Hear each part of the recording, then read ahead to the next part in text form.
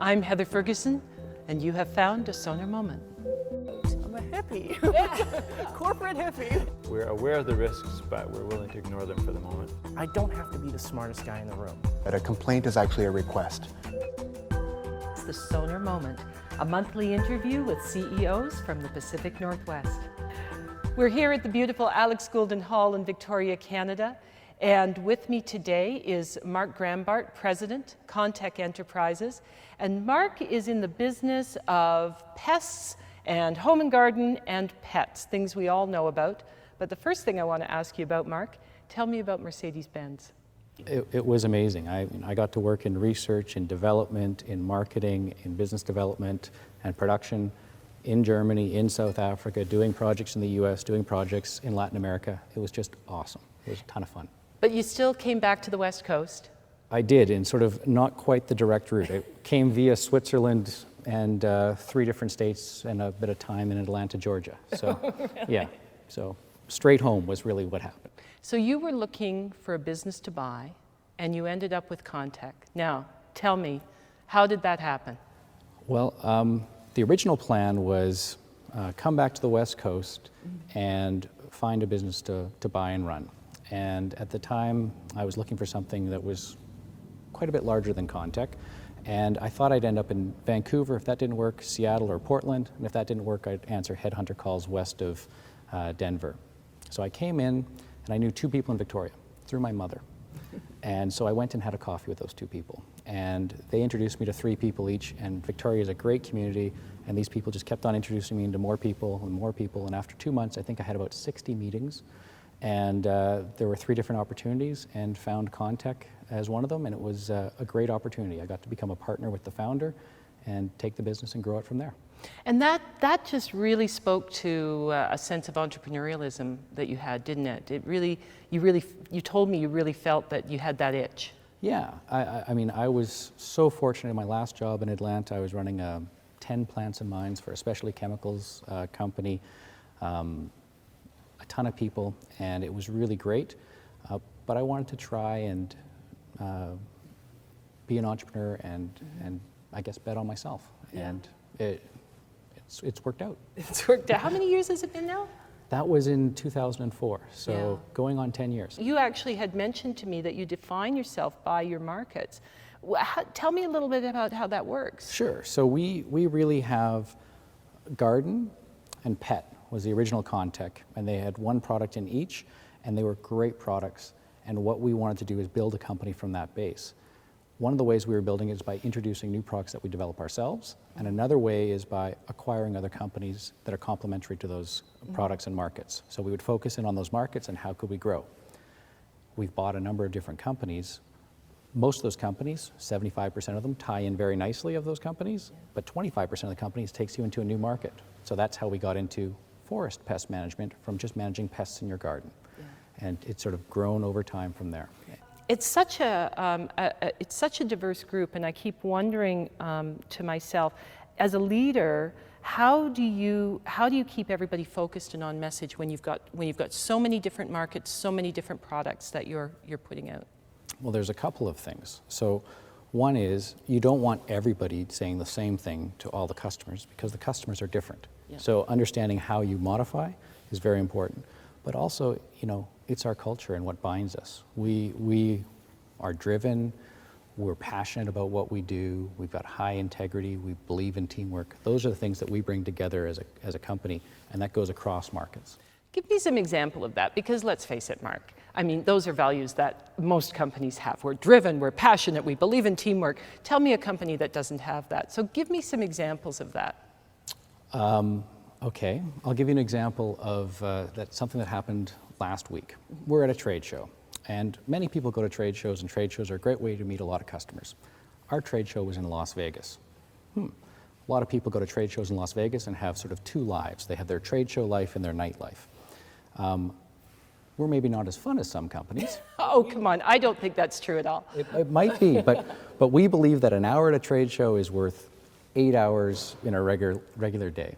So what we do is, after the trade show's done, we go back to the room and we respond to every single customer that we met that day with an email. And that email our marketing team helps us by creating pre-writing that email that allows us to really have a rich conversation. And what happens is on day 2, the person will actually respond and say, hey, I got your email, that's great, I'll come by your booth. And you start having the first 2 or 3 steps of the sales process, where most people wait till they get back the next week and they're looking through their cards trying to remember who this person was, and your memory's just so much better. So that's perhaps hard work. But the teamwork element of it is we go to one room, we sit down as a group, you know, there might be some beer involved, and we just sort of make it a good time and we enjoy it. So you have to work hard and play hard, and we enjoy that. You're also running into a situation now where you have really offices across North America, don't you?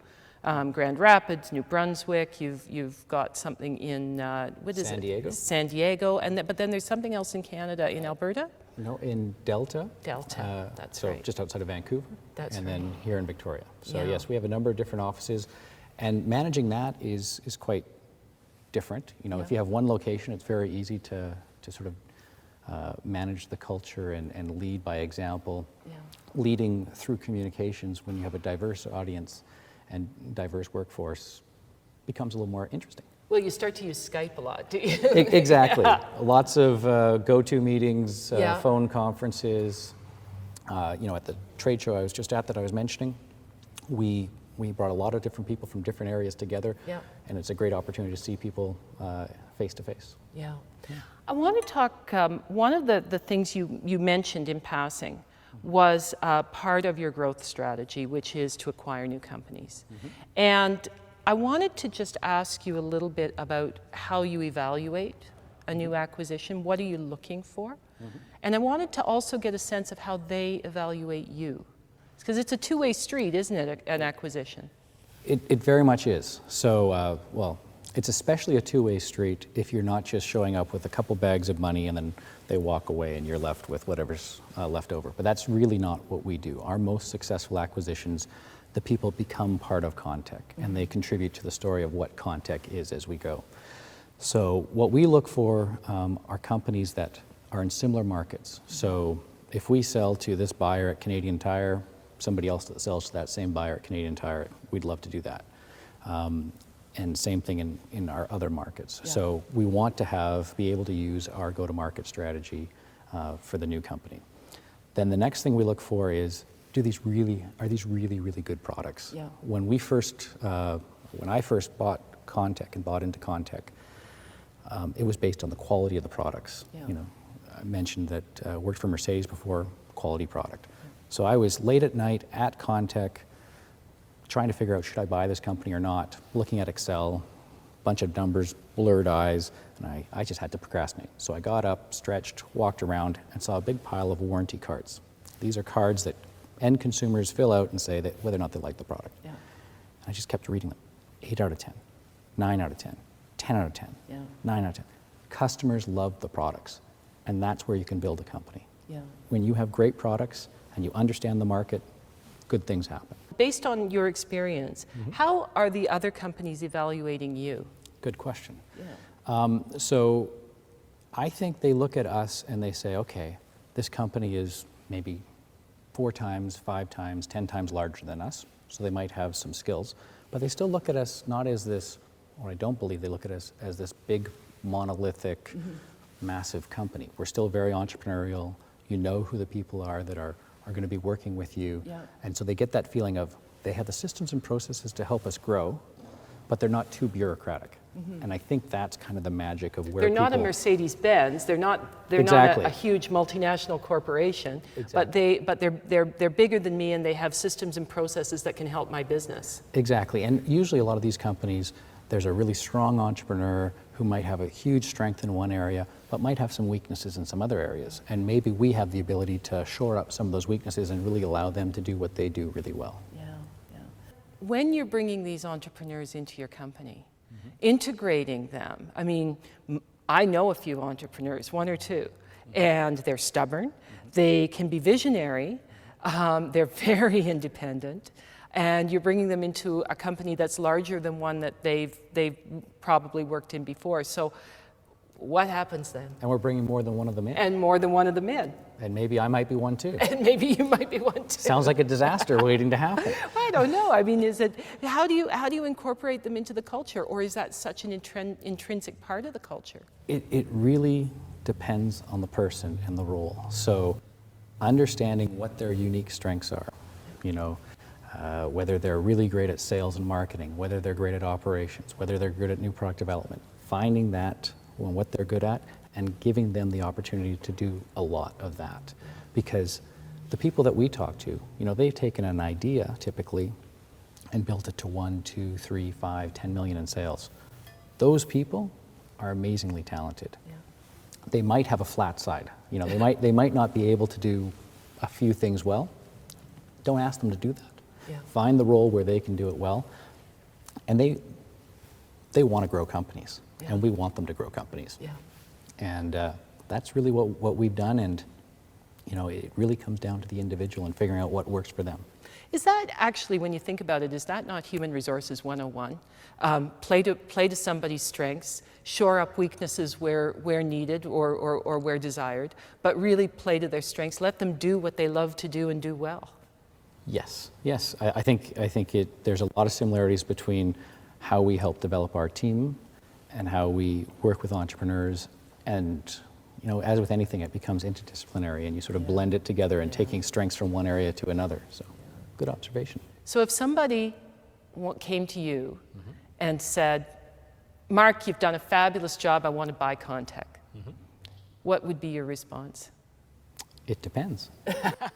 I think, I love what I'm doing. I'm having a great time. I could see myself doing this for another 10 years.